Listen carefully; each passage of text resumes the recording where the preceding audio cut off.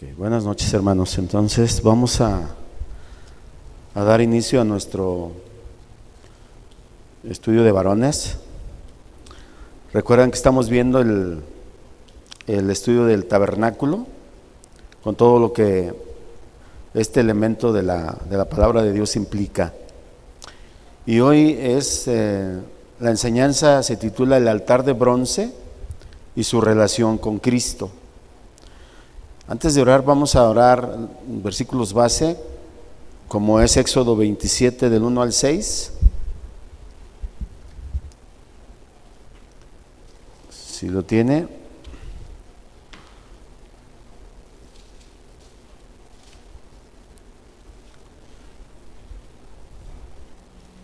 El título de mi Biblia dice El altar, y se le conoce como el altar de bronce. Dice la palabra de Dios, Éxodo 27:1, vamos a leer del 1 al 6. Dice: harás también un altar de madera de acacia, de 5 codos de longitud y de 5 codos de anchura. Será cuadrado el altar y su altura de 3 codos. Y le harás cuernos en sus 4 esquinas, los cuernos serán parte del mismo y lo cubrirás de bronce. Es muy interesante que todos los elementos del tabernáculo estaban recubiertos de oro, excepto este era el altar de bronce. Dice: harás también sus calderos para recoger la ceniza, y sus paletas, sus tazones, sus garfios y sus braseros. Harás todos sus utensilios de bronce. Y el versículo 4 es importante: y le harás un enrejado de bronce de obra de rejilla, y sobre la rejilla harás 4 anillos de bronce en sus 4 esquinas, y la pondrás dentro del cerco del altar abajo, y llegará la rejilla hasta la mitad del altar, es decir, a 1,5 codos. Harás también varas para el altar, varas de madera de acacia, las cuales cubrirás de bronce. Ok, hasta ahí. Luego vámonos a Levítico 4 del 1 al 4.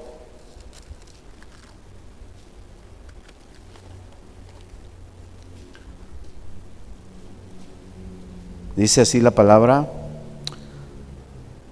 habló Jehová a Moisés diciendo: habla a los hijos de Israel y diles: cuando alguna persona pecare por yerro en alguno de los mandamientos de Jehová sobre cosas que no se han de hacer, e hiciere alguna de ellas, si el sacerdote ungido pecare según el pecado del pueblo, ofrecerá a Jehová por su pecado que habrá cometido un becerro sin defecto para expiación, es decir, para perdón.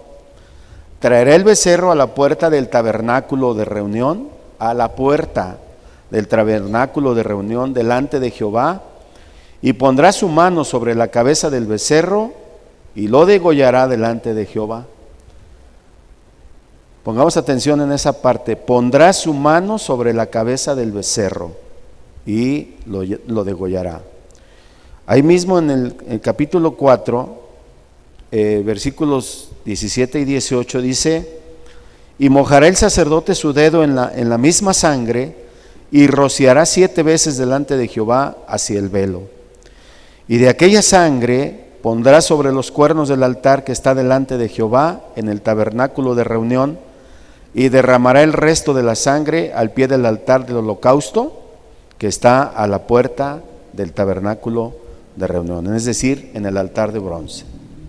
Muy bien, vamos a orar, vamos a pedirle a Dios que nos dé luz y entendimiento, que nos dé mucha sabiduría para entender su palabra. Vamos a orar. Padre, te damos muchas gracias, Señor. Bendecimos tu palabra, bendecimos tu nombre, Señor. Queremos darte honra y gloria, porque tú nos muestras cada día, Señor, cosas maravillosas de tu palabra, Señor. Cosas hermosas de nuestro Señor Jesucristo, su amor, su misericordia, su gracia. Y en este elemento del tabernáculo vamos a entender algunas cosas, Señor, que quizá hayamos pasado por alto en otro tiempo, pero que ahora nos sirven también para educar a nuestros hijos, para entender el significado que tiene y para saber que tú, Señor, eres un Padre misericordioso y que tu Hijo, y en tu Hijo, Señor, se cumplen todas las profecías. Muchas gracias, Señor, en el nombre de Jesús. Amén y amén. Ok. El altar de bronce es el objeto más grande en el tabernáculo. Es el primero que aparece una vez que uno atraviesa o entra al santuario. Es el primero.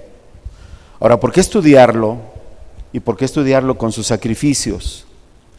Hay una diferencia fundamental entre el sacrificio de nuestro Señor Jesucristo y el sacrificio de los cristianos, de nosotros. En la carta a los Hebreos, de hecho vamos a concluir con eso al final, Cristo se ofreció a sí mismo, y que así lo vemos en el Nuevo Testamento, y es el final de todos los sacrificios. Ya no hay que hacer otro, ya no se necesita ninguna repetición como en este caso del altar de bronce en el Antiguo Testamento. Por esta razón, a nosotros como creyentes no nos exhortan en ninguna parte de la Escritura a presentar sacrificios redentores ahora en el Nuevo Testamento. ¿Por qué? Porque ya todo se cumplió en el sacrificio de nuestro Señor Jesucristo. ¿Qué es lo que demanda o qué sacrificios demanda el Nuevo Testamento? Los sacrificios que Dios demanda ahora son espirituales. Estudiar el ritual del Antiguo Testamento para entender que aquello era sombra y apuntaba a la sustancia que había de venir. ¿Y la sustancia quién es? Es nuestro Señor Jesucristo y su muerte en la cruz. Se trata de la gloria de la persona, es decir, del Señor Jesucristo, y de la gloria de su cruz o de la cruz. La sustancia es Jesucristo y su muerte en la cruz. A eso apuntaba el tabernáculo y todos sus elementos. Ahora, no estudiamos la tarea del sacerdocio del Antiguo Testamento para repetirlo, como les digo. Se estudia porque ahora tenemos que desplegar ante nuestras almas la persona y la plenitud de su sacrificio, del Señor Jesucristo. El tabernáculo y su servicio sacerdotal eran una sombra de esa persona y de su plenitud, de la persona de nuestro Señor Jesucristo. Le comentaba yo al hermano un poquito antes de que llegaran, cuando nosotros fuimos a ver la película de La Pasión de Mel Gibson. Tengo un amigo que es arquitecto, que él dice que es católico, pero difícilmente se ha metido a estudiar la palabra de Dios, la Biblia, como muchos, incluso no solamente los católicos, también los cristianos. Y él salió muy confundido y decía, ¿sabes? No entiendo, primero, cómo es que un solo hombre paga por el pecado de toda la humanidad. Y no entiendo tanto sufrimiento y a la vez tanta misericordia de este mismo hombre, refiriéndose a Jesús. Y yo le hacía una referencia a grosso modo del altar de bronce. Le digo, es que no lo vas a entender mientras no te empapes de todo el Antiguo Testamento y del Nuevo Testamento. Porque esto que sufrió nuestro Señor Jesucristo estaba prefigurado desde tiempos inmemoriales. Desde Génesis, Dios da la promesa de un Redentor, de un Salvador, y se cumple en Jesús. Y de paso le expliqué que eso no lo entendían tampoco los judíos ortodoxos. Entonces, una de las cosas que yo le decía es que hay necesidad de los sacrificios. Hay necesidad, ya no de la misma manera como lo hicieron antes en el Antiguo Testamento, pero es necesario verlo porque esa es la sombra y la figura del cumplimiento en la persona de nuestro Señor Jesucristo. Entonces, vamos a continuar. El altar de bronce era el primer objeto sagrado en el tabernáculo. Era el primero en el orden de la experiencia del pecador y el primero en importancia. Todo nuestro acercamiento a Dios tiene que tener como fundamento un sacrificio. No como antes, un sacrificio físico. sino un sacrificio espiritual para nosotros. Pero vamos a verlo desde el punto de vista del Antiguo Testamento. El hombre moderno, lo mismo que el del pasado, tiene que ser enseñado sobre el sentido de los sacrificios. Es necesario que sepamos. El sacrificio, ¿por qué era necesario? Porque el pecado del hombre es una realidad. Cada uno de nosotros sabemos que tenemos pecado y que día con día pecamos. Pero cómo tratamos o cómo Dios trata con nuestro pecado, esa es la gran diferencia. Ahora, es necesario porque el pecado del hombre es una realidad, pero también porque la santidad de Dios es una realidad también. ¿Sí? Y este es un punto fundamental en la Biblia. Dios desea perdonar, pero no puede pasar por alto indefinidamente el pecado. Eso era lo que pasaba también en el Antiguo Testamento. La justicia suma de Dios, la verdadera justicia de Dios, tiene que ser satisfecha. ¿Sí? ¿Y cómo es? Es mediante sacrificios, porque los sacrificios muestran que Dios es un Dios misericordioso. Es un Dios de misericordia. Puede sonar un poquito confuso, pero ahorita lo vamos a ver. Ahora, entender también que la justicia divina brilla en los sacrificios, no menos que su misericordia. De la misma manera que brilla la ley de Dios, la justicia de Dios, también brilla su misericordia. ¿Dónde lo apreciamos esto? Acabamos de leer ahorita en el altar, en la construcción del altar, dice que era un objeto sin tapa, en Éxodo 27, 4 y 5. Dice que tenía 3 codos de altura. Ahí manejan más o menos una altura de unos 50. Y a la mitad de su altura tenía el enrejado de bronce, donde estaba el fuego encendido, a 75 centímetros de altura. Y en este enrejado, estaba el fuego que consumía a las víctimas, hasta dejarlas hechas cenizas. ¿Sí? Ahora, ¿cuál es la lección aquí? El lugar del fuego tenía el mismo nivel que la sede de la misericordia. ¿Cómo es esto?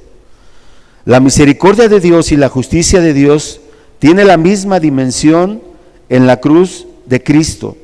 Los dos atributos divinos, la justicia y la misericordia de Dios, han sido satisfechas. Ahora, la altura del enrejado donde estaba el fuego consumidor, que representa la justicia de Dios, es la misma altura del propiciatorio.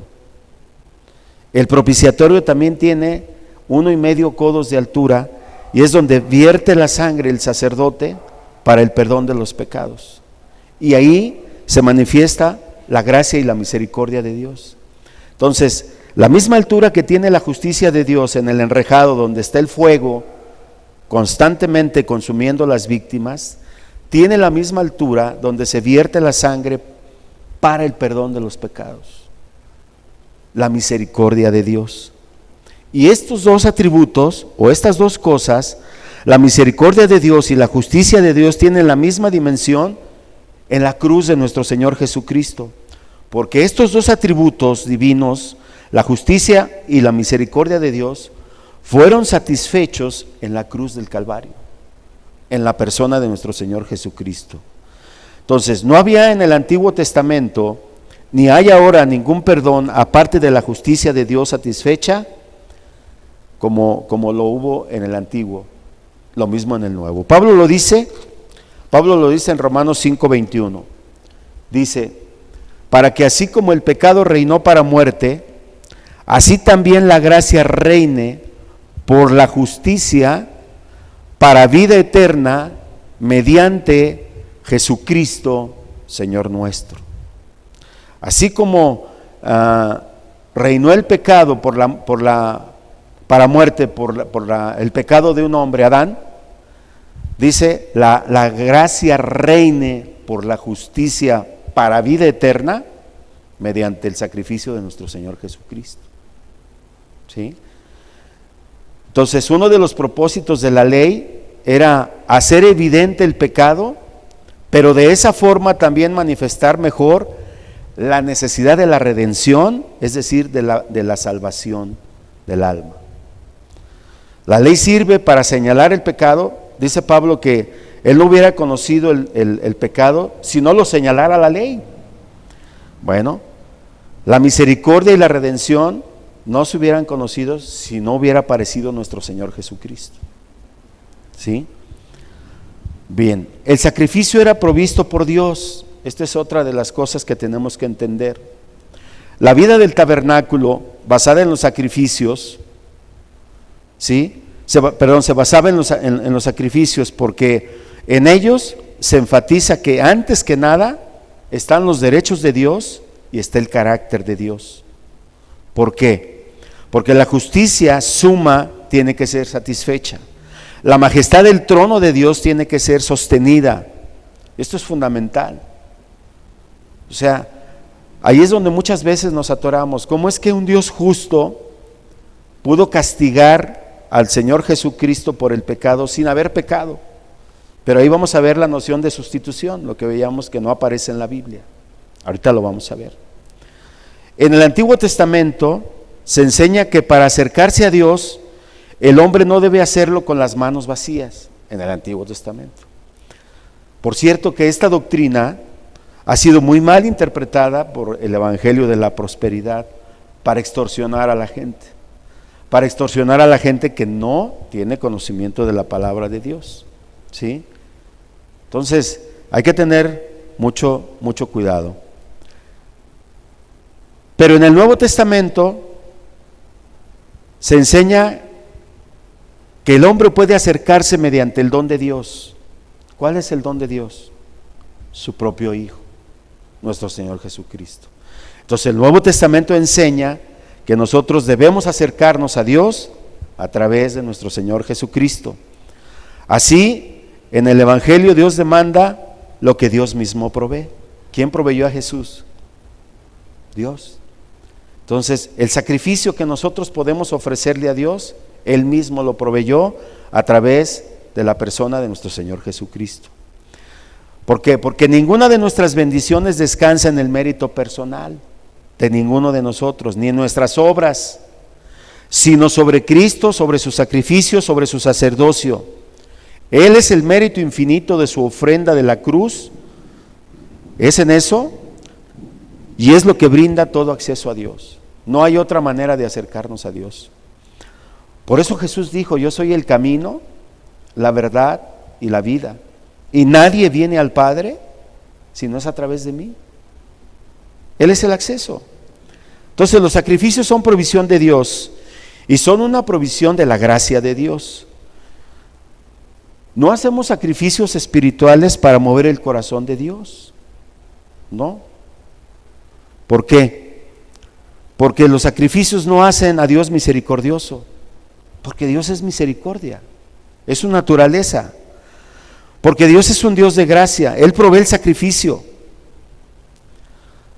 Cuando nosotros, antes de conocer al Señor en la religión tradicional, hacíamos muchos sacrificios, hacíamos promesas para ganar el favor de Dios, hacíamos mandas para merecer el favor de Dios, para congraciarnos con Dios, pero no es lo que Dios pide al hombre para acercarse a Él, porque nosotros no podemos dar lo que no tenemos. Lo que podemos ofrecer a Dios es lo que Dios mismo nos da. Entonces Dios lo que pide, Él lo provee para el sacrificio. Recuerdo el canto: traemos sacrificio de alabanza, ¿verdad?, a su nombre. ¿Cuál es la finalidad de los sacrificios? Primero, que el hombre pudiera acercarse a Dios. ¿Ustedes se acuerdan cómo fue que Dios le dio la instrucción a Moisés para la realización del tabernáculo? Habían pasado 11 generaciones, 430 años, donde el pueblo ha sido esclavo de los egipcios, y Dios no había tenido, de alguna manera no había tenido un contacto directo ni una convivencia con su pueblo. Generaciones iban, generaciones venían y no conocían y no habían experimentado la presencia de Dios.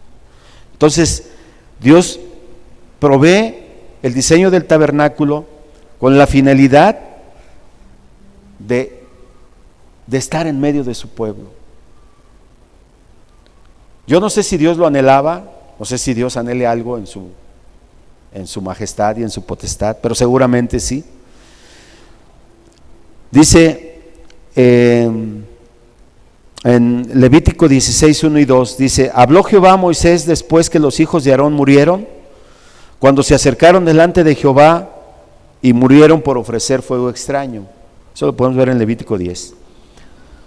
Y Jehová dijo a Moisés: di a Aarón tu hermano que no en todo tiempo entre en el santuario detrás del velo, es decir, al lugar santísimo, delante del propiciatorio que está sobre el arca, para que no muera, porque yo apareceré en la nube sobre el propiciatorio.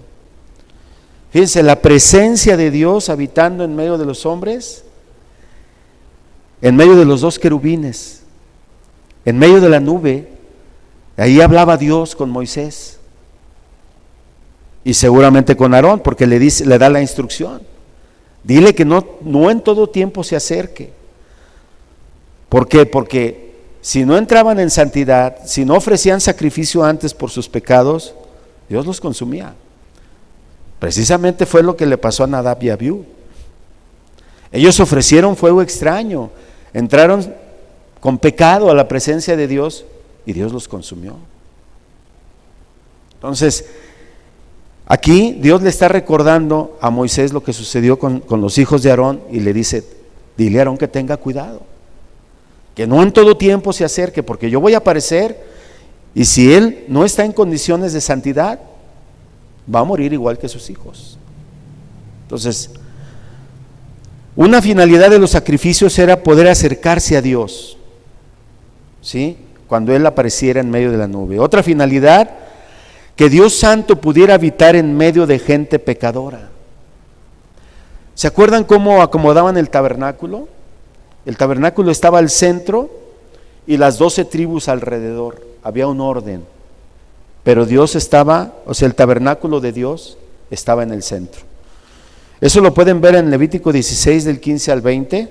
No lo vamos a ver ahorita por cuestiones de tiempo, pero les doy la referencia. ¿Ok?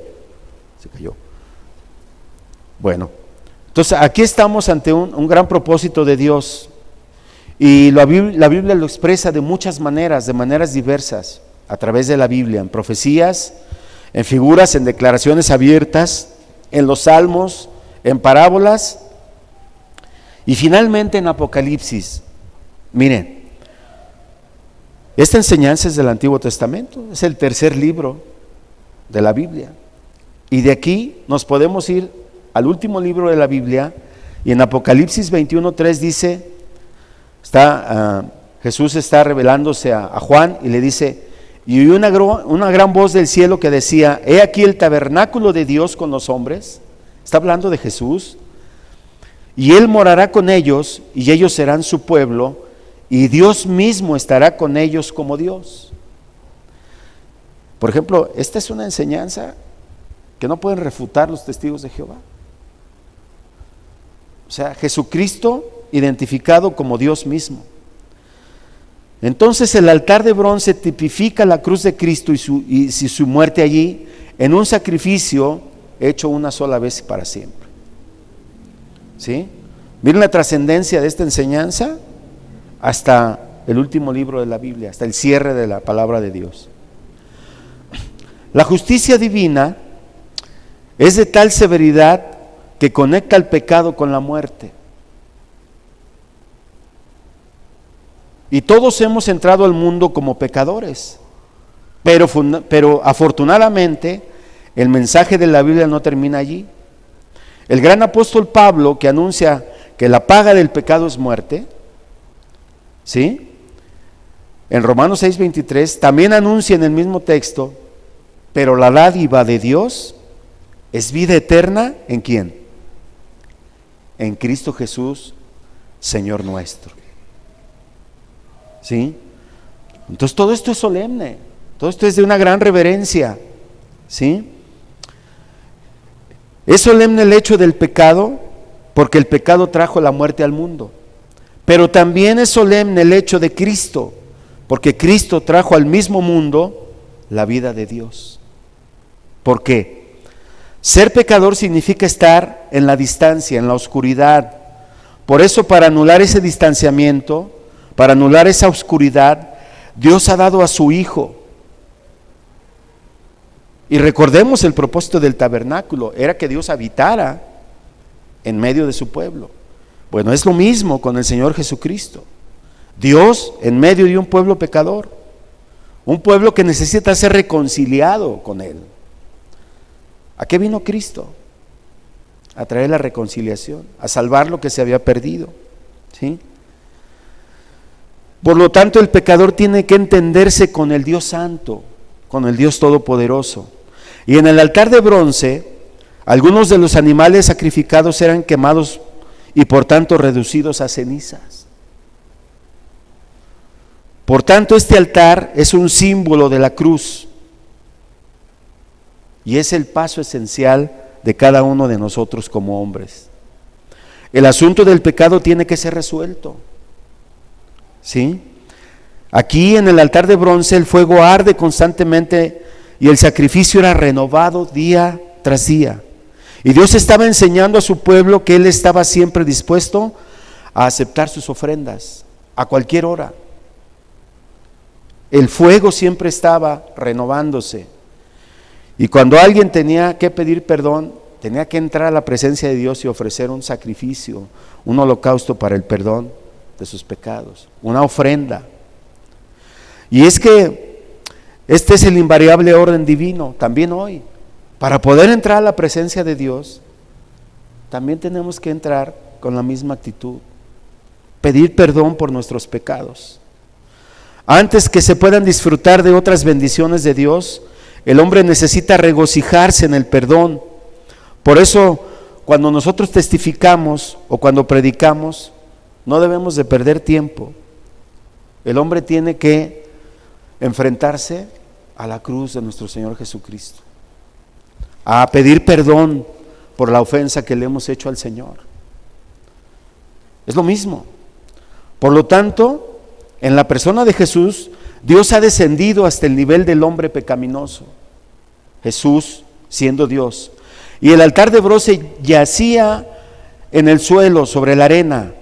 Entonces daba igual oportunidad a todos. Estaba al alcance de todos.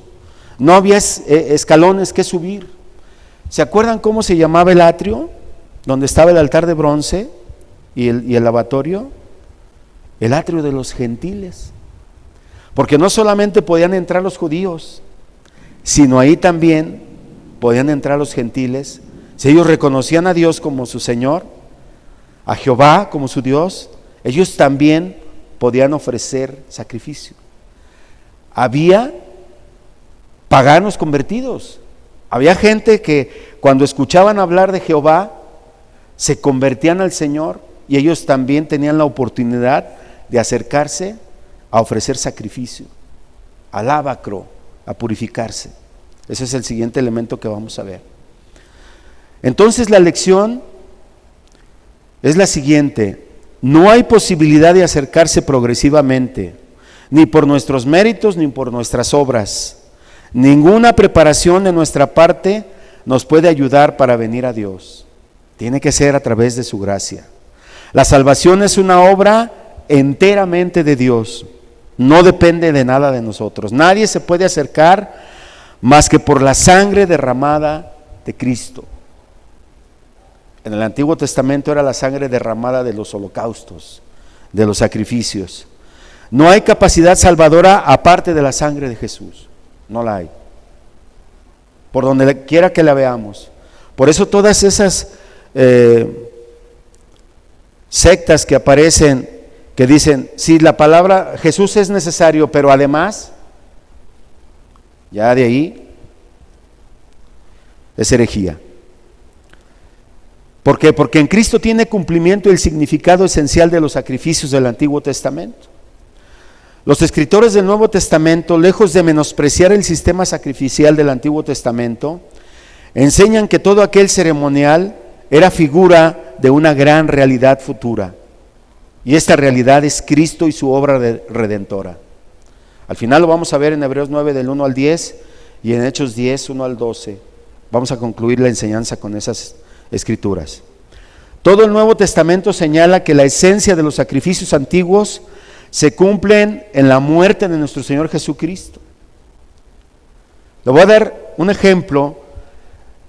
En Isaías 53, yo lo resumí muy levemente, cuando habla de el Mesías Redentor, sufriente. Isaías 53 define los sufrimientos del siervo de Jehová: despreciado, desechado de los hombres, varón de dolores, experimentado en quebranto. Sufrió nuestros dolores, herido por nuestras rebeliones, molido por nuestros pecados, y el castigo de nuestra paz fue sobre él. Por la rebelión de mi pueblo fue herido, fue cortado, muerto, sacrificado. Y aunque nunca hizo maldad, ni hubo engaño en su boca, Dios quiso quebrantarlo, sujetándolo a padecimiento. Dígame si esta no es una noción de sustitución, la palabra que no aparece.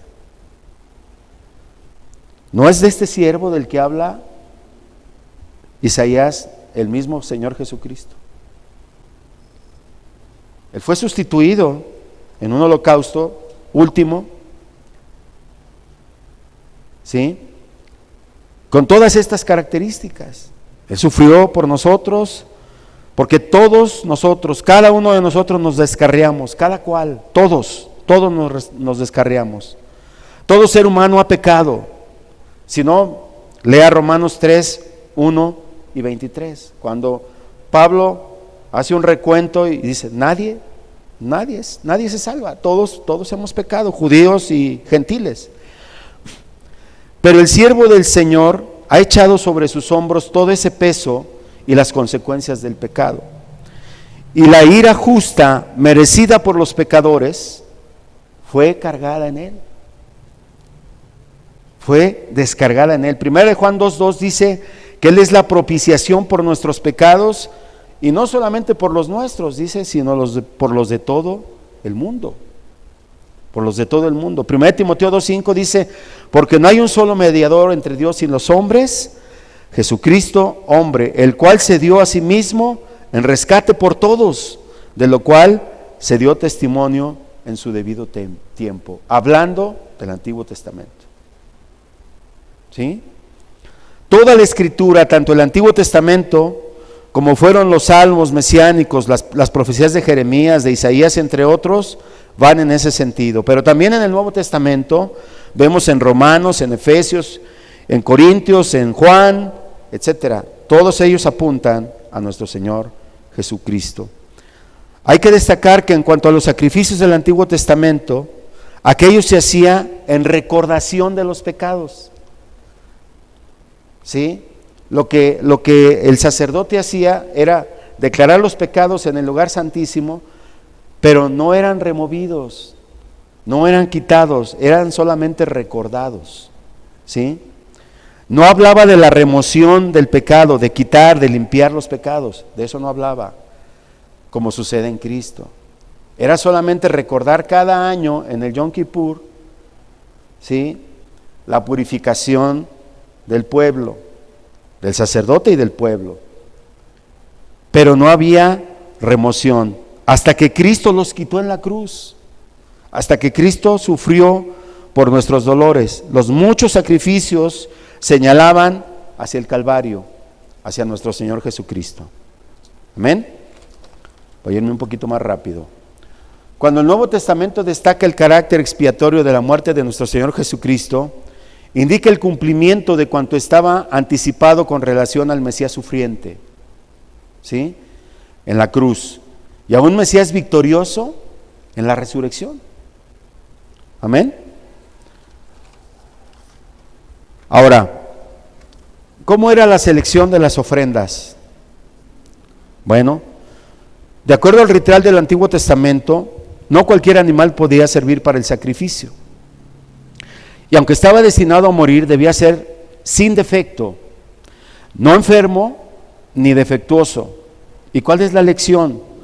Que Dios ha descendido al nivel del hombre, pero las condiciones para el perdón no las fija el hombre, sino Dios.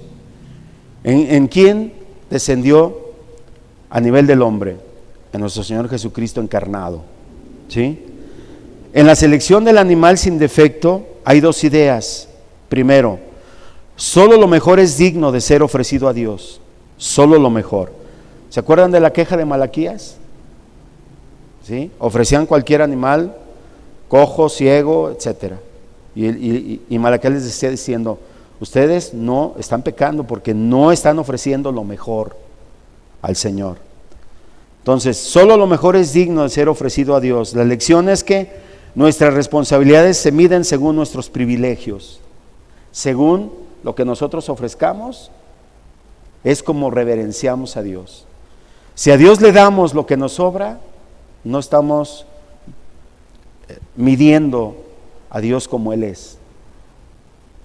Amén. No podemos dar más de lo que no tenemos, ni menos de lo que tenemos, pero siempre debemos de dar lo mejor que tenemos. ¿Sí? Lo repito. No podemos dar más de lo que no tenemos, ni menos de lo que tenemos, pero siempre debemos dar lo mejor que tenemos. Siempre. La segunda idea, y es más importante, es la noción de que este animal prefiguraba la pureza inmaculada de Cristo. Por eso tenía que ser sin defecto. En ocasiones se habla en la Biblia de corderos como cosa sagrada, como cosa santa, apartada para Dios. Y era santa a pesar de que llevaría el pecado. Es santa porque realiza la función más santa, ¿sí? La salvación de cada uno de nosotros como pecadores. Ahora hay un concepto bíblico del sacrificio. Primero estaba la idea de traer cerca. Levítico 4:3 dice, si el sacerdote ungido pecare según el pecado del pueblo, ofrecerá a Jehová por su pecado que habrá cometido un becerro sin defecto para expiación, para perdón. Todo acercamiento de la criatura a Dios tiene como fundamento un sacrificio. Sacrificio en el uso actual es desprenderse de algo, ¿sí? Pero en el sentido doctrinal es ofrecer a Dios una víctima inocente. El sacrificio es el medio para acercarnos a Dios. Los israelitas tenían que ofrecerlo en la puerta del tabernáculo. Se consideraban indignos de entrar a no ser mediante un sacrificio. ¿Se acuerdan que iniciamos diciendo que era lo primero que aparecía después de entrar al tabernáculo? Ahora, hermanos, si esto lo trasladamos hoy a nuestros días, yo la verdad estoy muy indignado con mucha gente que tiene indolencia para venir al servicio. Vienen como si le hicieran un favor al Señor, como si no vinieran, a lo mejor Dios se contrista. Vienen sin ganas, o llegan primero a otro lado y ya después como una segunda cosa, entrar al servicio, a media alabanza, a media adoración. O sea, eso es indolencia, eso es una falta de respeto al Señor. Si nosotros entendiéramos que este pueblo anhelaba estar en la presencia de Dios por tantos siglos, 4 siglos, o más de 4 siglos habían estado ausentes de la presencia de Dios. Los salmos del 118 al 136 nos hablan de los salmos graduales, cuando los hombres desde que salían de su lugar de origen iban cantando, alabando a Dios, anhelando llegar a su presencia, y cuando llegaban los sacerdotes les contestaban sus oraciones, cantando, adorando a Dios. Pero la perspectiva de llegar a la presencia de Dios era increíble, y eso muchos de nosotros no lo dimensionamos. Yo veo mucha indolencia, mucha opacidad en algunos hermanos, porque no hay una idea de acercamiento al Señor. No hay un amor a la palabra de Dios, no hay un amor a la fe. Muchos nos decimos cristianos, pero somos muy light, no le tomamos y no le damos la importancia que tiene. Y saben, eso es una de las cosas que tenemos que infundir en nuestros hijos. Si nuestros hijos no tienen amor por la iglesia, es porque nosotros no tenemos amor como padres de familia, como varones. Es porque ponemos a Dios en un segundo lugar. Es porque no le damos la importancia. Muchos nos llaman religiosos. Ay, sí, tú tienes que ir a la iglesia, llueve o truene y tienes que estar. Sí, tengo que estar ahí. Porque más que Dios necesitar que yo esté ahí, yo necesito de Dios. Yo necesito estar en paz con Dios. Estos hombres se consideraban indignos de entrar a no ser mediante un sacrificio. Ellos llegaban con toda la intención de acercarse al Señor y de que su ofrenda fuera aceptada. Y esa misma actitud debemos de tener hoy nosotros.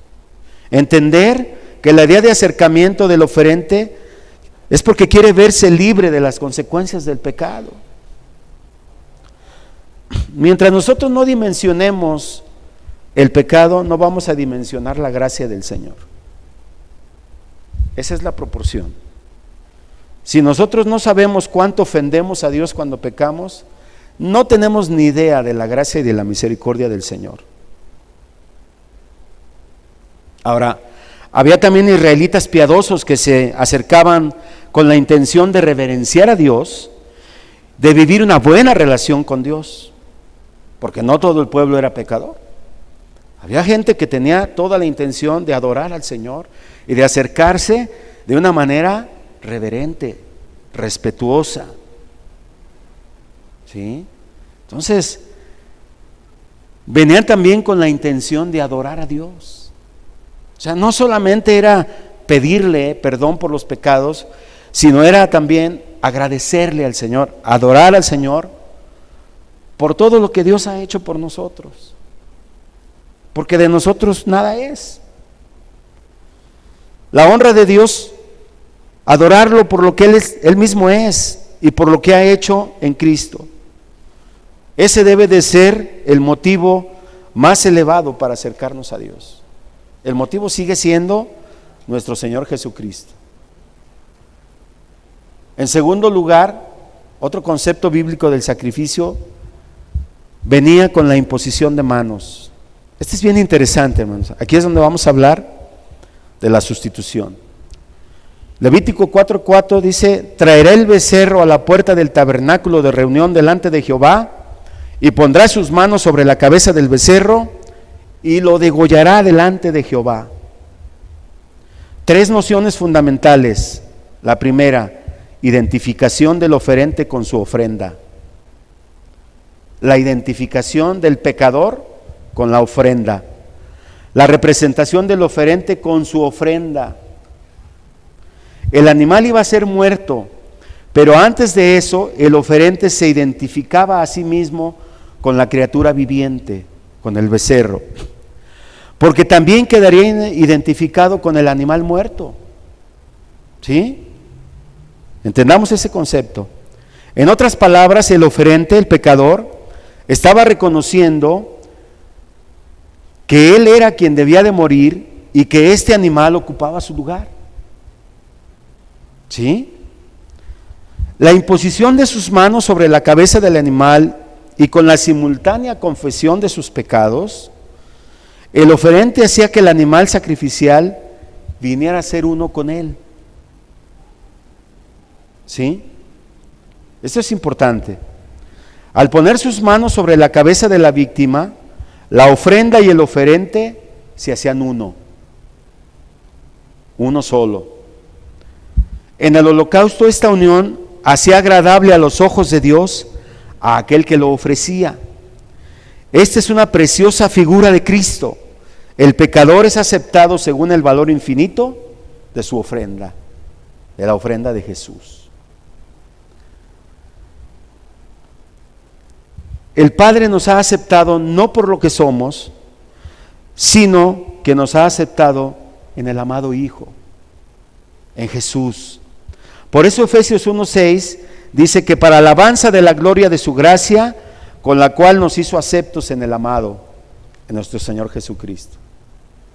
¿Sí? Entonces la aceptación está fundada en el mérito infinito de nuestro Señor Jesucristo, no en el nuestro. Así como en la pureza de aquel animal en el cual imponían las manos, que era puro, sin defecto, se le transmitía la confesión de los pecados y era sacrificado, era ofrecido a Dios. Entonces, ese es el mérito infinito. ¿Sí? Nuestro Señor Jesucristo. El mérito es de Él. La segunda noción es la imputación o la transferencia de la culpa. La imposición de manos no era un leve toque del animal. La idea fundamental, era apoyarse con las dos manos sobre la cabeza del animal presionándolo. Mire, el oferente, el pecador o el sacerdote en su defecto, cuando el Yom Kippur, ponían al animal de frente y él imponía las manos, pero empujaba la frente del animal y al mismo tiempo estaba confesando sus pecados, sus faltas. Y eso daba la impresión de que estaba transmitiendo los pecados al animal. Ese es el efecto de imputación. Estaba imputando los pecados al animal. Había una transferencia de la culpa. Eso significaba la imposición. No era un simple toque, era apoyar las dos manos sobre la cabeza del animal presionándolo. Entonces la idea fundamental es que el oferente transmitía a la víctima su indignidad y su culpa. El altar de bronce ha sido llamado el lugar de la transferencia, por eso, porque ahí se transferían las faltas, los pecados. Ahí la culpa del oferente era transferida en figura a la ofrenda, al animal puro. En tanto que la excelencia, el mérito de la ofrenda era atribuido al oferente. O sea, si el animal era puro, perfecto, esa pureza y esa perfección ahora pasaban al pecador. ¿Sí? Entonces, por eso se le conoce como el lugar de la transferencia. Levítico 1:4 dice: y pondrá su mano sobre la cabeza del holocausto y será aceptado para expiación, para salvación suya. Los israelitas piadosos ofrecían sus sacrificios porque creían en la palabra divina que les enseñaba que sus pecados eran pasados de ellos hacia el animal, de modo que cuando éste moría, lo hacía en lugar del oferente. Era sustituido por él. El propio israelita tenía que matar al animal.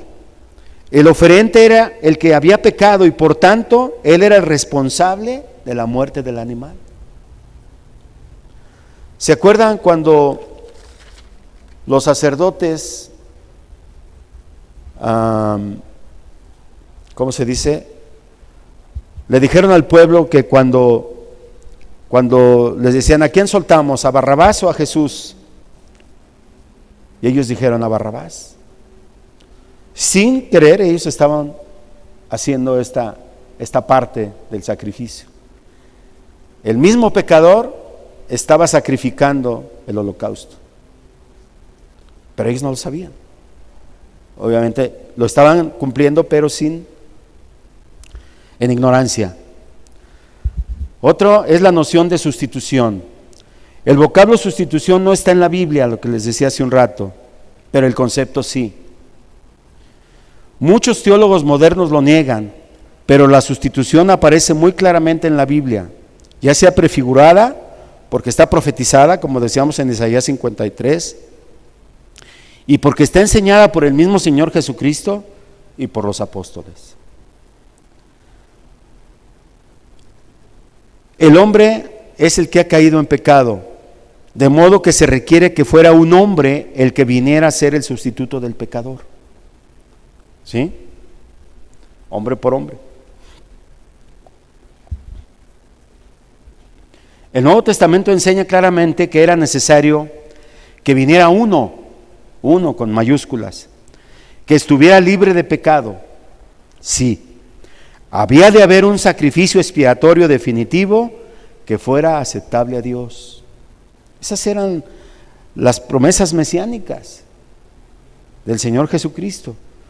Uno que sería el verdadero altar, debía venir con capacidad para morir. Este era Jesucristo, nuestro Salvador. Hay que destacar que Él no tuvo nuestra naturaleza mortal, sí tuvo una naturaleza humana, pero Él no vivió con pecado. Él no cumplió con esa parte. El altar de bronce lo tipifica. Estaba hecho de madera de acacia y de bronce. La madera de acacia era incorruptible, no se podía corrompir, y así representaba la humanidad incorruptible de Cristo. Tomó una naturaleza humana semejante en todo a nosotros, con excepción del pecado, porque no hubo pecado en Él. Amén. Esto era esencial, pero también era esencial que fuera uno sobre el cual la muerte no tuviera ningún reclamo que hacer. ¿Sí? ¿Dónde está, oh muerte, tu aguijón? ¿Dónde, oh sepulcro, tu victoria? Amén. La sustitución de uno por otro es una idea fundamental en 2 Corintios 5:21, donde dice: al que no conoció pecado, por nosotros lo hizo pecado, para que nosotros fuésemos hechos justicia de Dios en Él. Ahí está el concepto de sustitución. Al que no conoció pecado, ¿sí?, el holocausto perfecto, sin mancha, lo hizo pecado por nosotros. Entonces, Pablo habla de la reconciliación con Dios, y esta es una palabra importantísima en el Evangelio. Y allí la proclamación de estas buenas nuevas va acompañada por una declaración acerca del fundamento de la reconciliación. La predicación que omite una expresión de este fundamento no es escritural ni tampoco es evangélica. Si alguien se niega a aceptar la doctrina de la sustitución, está en error. Es una herejía. Calvino lo dijo así: una vez que un hombre ha sido traído bajo la convicción de pecado, el único lugar de seguridad se encuentra en la misericordia de Dios, como aparece manifiesta en Cristo. Como todos los seres humanos son, a la vista de Dios, pecadores perdidos, sostenemos que Cristo es su sola justificación, puesto que mediante su obediencia Él ha barrido nuestras transgresiones, Él ha borrado nuestros pecados. Mediante su sacrificio ha pacificado la ira divina, mediante su sangre ha limpiado nuestras manchas, mediante su cruz llevó nuestra maldición y mediante su muerte hizo satisfacción por nosotros. Todas estas cosas están incluidas en la idea de sustitución.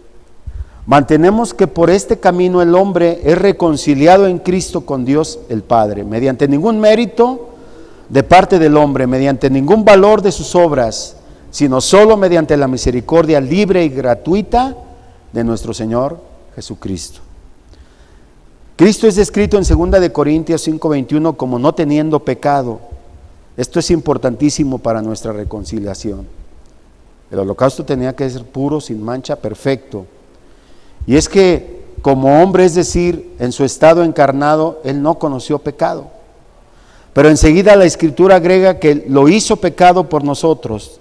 Y esta palabra, el sentido de la palabra pecado aquí es: lo hizo ofrenda por el pecado.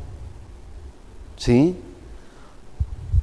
Porque lo que era imposible para la ley por cuanto era débil por la carne, Dios, enviando a su Hijo en semejanza de carne de pecado, y a causa del pecado condenó al pecado en la carne.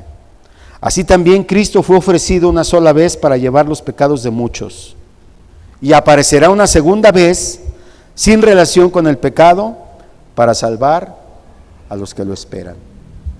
Amén. Esta es una de las declaraciones más profundas del Nuevo Testamento, porque el vocablo pecado allí es usado como sustantivo, no como un verbo. Es decir, Dios imputó en él el pecado, pero no lo hizo pecar. No es un verbo, sino un sustantivo. ¿Sí? Dios aplicó ahí, lo hizo pecador, pero solamente como sustantivo, no como verbo, porque Jesús nunca hizo pecado. Amén. Entonces, para que no nos vayamos a confundir ahí. A Él, a nuestro Señor Jesucristo, le fue imputado el pecado, y siempre hay que distinguir que la imputación transmite la culpabilidad, como lo acabamos de ver, pero no la contaminación. Por eso aquellos hombres del Antiguo Testamento eran perdonados, porque se consideraban, una vez que había sido consumado el holocausto, se consideraban limpios, ¿sí? Entonces ya no estaban contaminados. Entonces, de ninguna manera podría hallarse fundamento bíblico para la noción equivocada de que Cristo haya cargado durante toda su vida el pecado, como hay muchas doctrinas evangélicas, entre comillas, que lo dicen, ¿sí? Entonces, no hay justificación bíblica para eso. Pedro lo enseña, dice que Él llevó nuestros pecados sobre el madero, no al madero, sino sobre el madero. Ni siquiera en Getsemaní Él cargó con el pecado. Eso ocurrió en la cruz y solo en la cruz. Llevó Él mismo nuestros pecados en su cuerpo sobre el madero, no los llevó al madero. No es que Jesús haya sido pecador y por eso lo hayan ejecutado, no, sino que Él los llevó sobre el madero. Los escritores del Nuevo Testamento claramente enseñan que la doctrina de la sustitución, es decir, el reemplazo de uno por otro, uno que ocupa el lugar de otro, está claramente expresado en escrituras como: pues a aquel que no había pecado lo hizo pecado a causa de nosotros, para que nosotros fuéramos hechos justicia de Dios en Él, es decir, perdonados en Él. La idea de que Dios trata a Cristo sin pecado como si fuera el responsable del pecado, pero además lo hace pecado en el sentido legal del término, al entregarlo a la muerte en la cruz. Entonces la idea se completa cuando aprendemos que los que son de Cristo vienen a hacer justicia de Dios en Él. ¿Cómo es esto? Pablo enseña claramente que la obra de la cruz es un juicio de Dios sobre el pecado. A ver, entendamos esto. La obra de la cruz es un juicio de Dios sobre el pecado. Es equivalente a decir que en el Calvario, fíjense bien, en el Calvario, Dios ha enjuiciado el pecado y lo ha condenado. ¿Cuál es la paga del pecado? La muerte. Entonces, Dios enjuició el pecado y lo ha condenado en la cruz del Calvario. Lo ha condenado sobre otro que ha sido reemplazado. Lo ha condenado sobre otro que ha reemplazado al reo. Por esta razón es un juicio que justifica y absuelve al culpable. En este caso, Jesús hizo las veces de reo, ¿sí? Bueno, el resultado es que la expiación sustitutiva es el fundamento de la reconciliación. Sin la sustitución no hay reconciliación. La cruz es el lugar en que Dios, en pura gracia, trata con el misterio del pecado en una manera digna de su santidad y de su justicia. Así es como Dios no mancha su santidad, aún habiendo sentenciado a Jesús en la cruz del Calvario. La idea central, la sustitución es la remoción, es decir, es quitar la culpabilidad que se origina en el pecado. El sacrificio es la provisión mediante la cual esta culpabilidad es quitada, es el sufrimiento sustitutivo de la penalidad y la transferencia de esta culpabilidad desde el oferente a la víctima que es sacrificada, a nuestro Señor Jesucristo. Y tiene como propósito no solamente el de justificar, sino el de colocar al hombre en la plena comunión con Dios. Ahora sí, una vez que somos perdonados, una vez que nos arrepentimos, confesamos nuestro pecado, somos perdonados, ahora sí podemos tener comunión con Dios. Ahora sí podemos acercarnos confiadamente al trono de la gracia.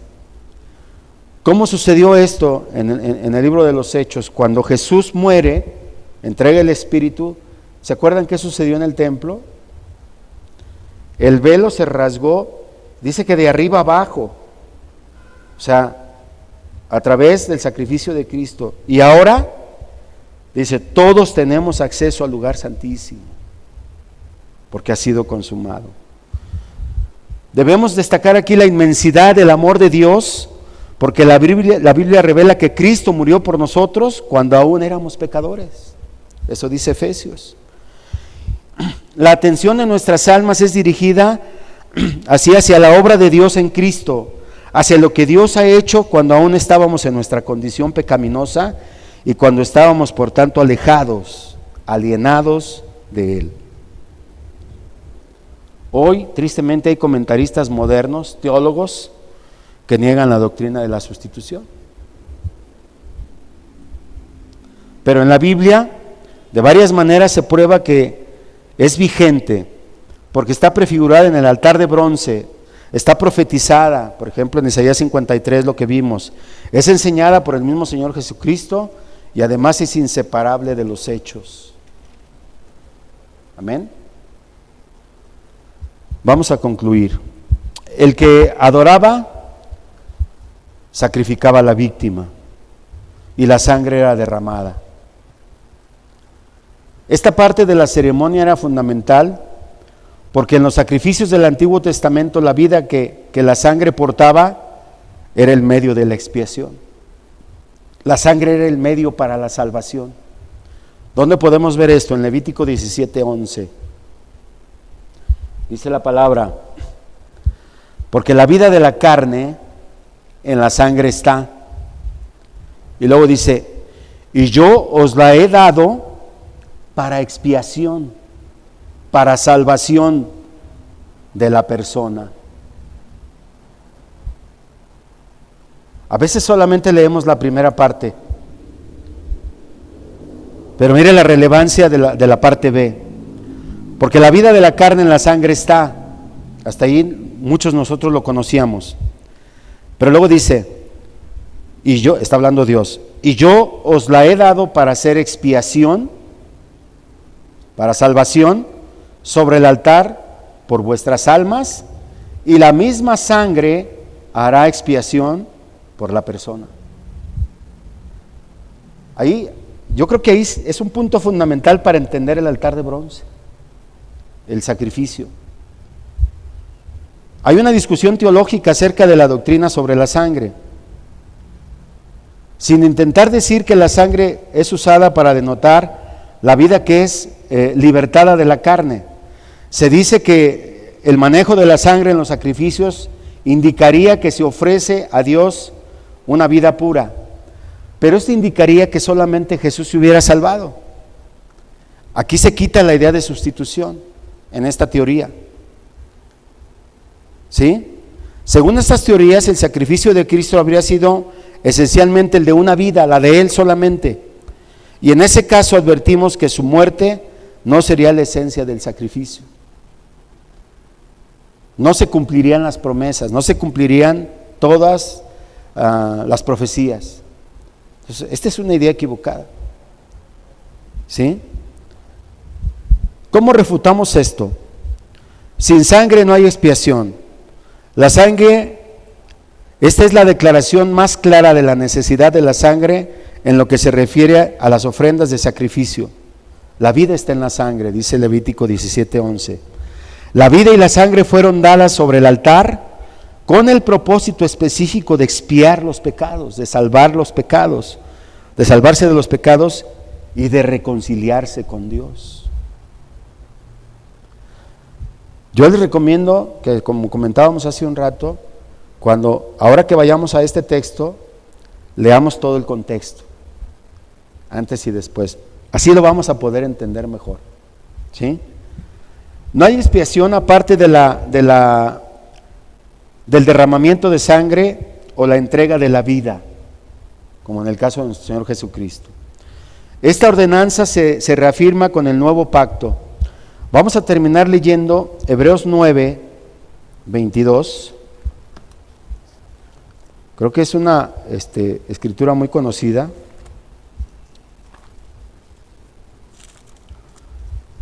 Si ustedes leen Hebreos desde el versículo 9:1, van a ver el santuario terrenal, toda la disposición de todos los elementos, pero Lo vamos a ver después, vamos a hacer énfasis en esto. Hebreos 9, vamos a verlo desde el 6, las limitaciones del culto terrenal, ¿sí? Dice, así dispuestas estas cosas, está hablando del tabernáculo. En la primera parte del tabernáculo entran los sacerdotes continuamente para cumplir los oficios del culto. Está haciendo un recuento el autor de los Hebreos de todo lo que se hacía en el tabernáculo. Pero en la segunda parte, solo el sumo sacerdote una vez al año, no sin sangre, la cual ofrece por sí mismo y por los pecados de ignorancia del pueblo. Ahora, versículo 8 dice, dando el Espíritu Santo a entender con esto, que aún no se había manifestado el camino al lugar santísimo, entre tanto que la primera parte del tabernáculo estuviera en pie. ¿Se acuerdan lo que nuestro Señor Jesucristo dijo en Juan 14:6? Porque hasta antes de Jesús no se había develado. Jesús les dijo, yo soy el camino, la verdad y la vida, y nadie viene al Padre si no es por mí. Hasta antes de estas palabras, no se había manifestado el camino al lugar santísimo, entre tanto que la primera parte del templo estuviera en pie. ¿Sí? Lo cual es símbolo para el tiempo presente, dice el autor de los Hebreos. Está hablando en el tiempo casi enseguidita de la muerte y resurrección de Jesús. El contexto es el tiempo, por ejemplo, del apóstol Pablo, del libro de los Hechos, etcétera. Entonces dice, dando el Espíritu a entender con esto que aún no se había manifestado el camino al lugar santísimo, estaba hablando de Jesús, entre tanto que la primera parte del tabernáculo estuviera en pie, lo cual es símbolo para el tiempo presente, según el cual se presentan ofrendas y sacrificios que no pueden hacer perfecto en cuanto a la conciencia al que practica este culto. Ahora, ¿a quién iba dirigida la carta a los hebreos? A los hebreos convertidos, a los que querían regresar a los oficios del Antiguo Testamento. Y él les dice, cuidado, no se regresen. ¿Por qué? Porque todo esto está ocurriendo todavía no es el tiempo que se cumpla. Dice, lo cual es símbolo para el tiempo presente, según el cual se presentan ofrendas y sacrificios que no pueden hacer perfecto cuanto a la conciencia al que practica este culto, porque todavía se ofrecían los cultos y las ceremonias y los holocaustos, ¿sí? Todavía no era derribado el templo, ya que consiste solo en comidas y bebidas de diversas abluciones y ordenanzas acerca de la carne, impuestas hasta el tiempo de reformar las cosas. Le está diciendo, todo esto se sigue cumpliendo, pero viene el tiempo final. Ahora, después les habla del santuario celestial, versículo 11. Pero estando ya presente Cristo, sumo sacerdote de los bienes venideros, fíjese el salto que da del santuario terrenal al santuario celestial. Estando ya presente Cristo, ¿quién es Cristo? Nuestro sumo sacerdote de los bienes venideros por el más amplio y más perfecto tabernáculo, el del cielo, no hecho de manos, es decir, no de esta creación, y no por sangre de machos cabríos ni de becerros, y aquí está la clave, sino por su propia sangre, entró una vez para siempre en el lugar santísimo, habiendo obtenido, ¿qué dice? Eterna redención, eterna salvación, perdón. Porque si la sangre de los toros y de los machos cabríos y las cenizas de la becerra rociadas a los inmundos santifican para la purificación de la carne, cuánto más la sangre de Cristo, el cual mediante el Espíritu eterno se ofreció a sí mismo sin mancha a Dios. ¿Se acuerdan del holocausto? Limpiará vuestras conciencias de obras muertas para que sirváis al Dios vivo. Así que por eso es mediador de un nuevo pacto, para que interviniendo muerte para la remisión de las transgresiones que había bajo el primer pacto, los llamados reciban la promesa de la herencia eterna. Amén. Después nos habla de la necesidad de la muerte de un mediador, sigue hablando de los sacrificios. Voy a cerrar con Hebreos 10.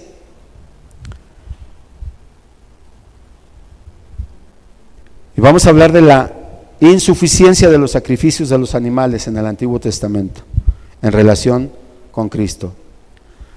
Dice, porque la ley, teniendo la sombra de los bienes venideros, no la imagen misma de las cosas, nunca puede, por los mismos sacrificios que se ofrecen continuamente cada año, hacer perfectos a los que se acercan.